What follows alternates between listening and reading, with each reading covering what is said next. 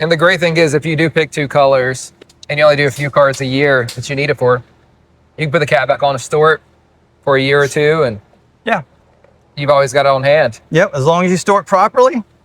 Like I said, when I was in sales, I used to ride around and some of these things would get lost in between the seats of the vehicle. Oh, yeah. And I'd find them almost to the point where they were out of date. Some of them were out of date. And as long as even in my van, which saw some pretty brutal temperatures, they still stood up. Now, I will say from a warranty perspective, we want you to stay within those 2 years, yeah. right? So let me show you this. This is the standard self-leveling.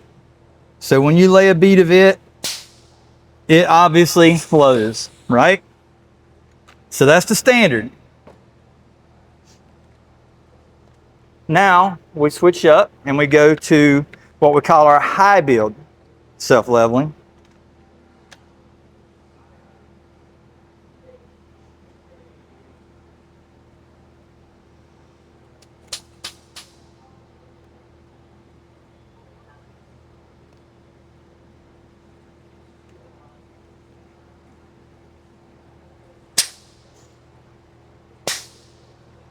And with the high build, you'll immediately tell a pretty big difference right out of the gate. Mm-hmm.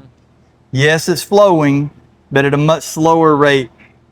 Thicker viscosity. Yes. Now, one of the things that you always have an issue with self-leveling seam sealers is the way that you dispense it. Sometimes it creates a lot of air pockets. Mm-hmm. Okay, so let me show you how we get rid of that.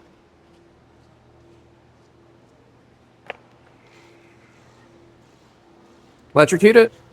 Huh? Electrocute it? Yeah. So, a heat gun. The old trusty heat gun.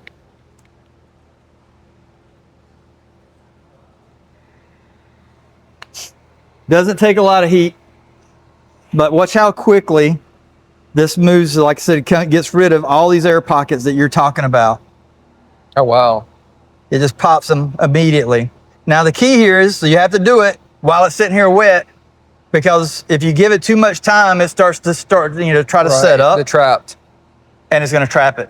So that is how you get rid of the air pockets in a self-leveling seam sealer. And you won't believe how many times I've walked into a shop and seen guys on top of a roof skin with a toothpick popping little air pockets one at a time. And I'm like, guys, grab a heat gun, hit it real quick, and it gets rid of it. Now, the other part of this I wanted to show you is the difference between the viscosity of these 2 products. So just, you can kind of look over the edge here and see what I'm talking about, but just that little bit. So that is the difference between regular self-leveling seam sealer and our high build self-leveling.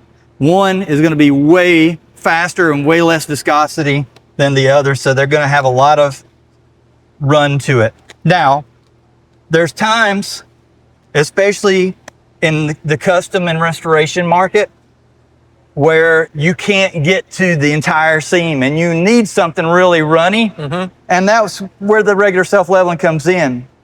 But on drip rails, you're typically going to go with the high build. Yeah. So, all right, so that's seam sealers.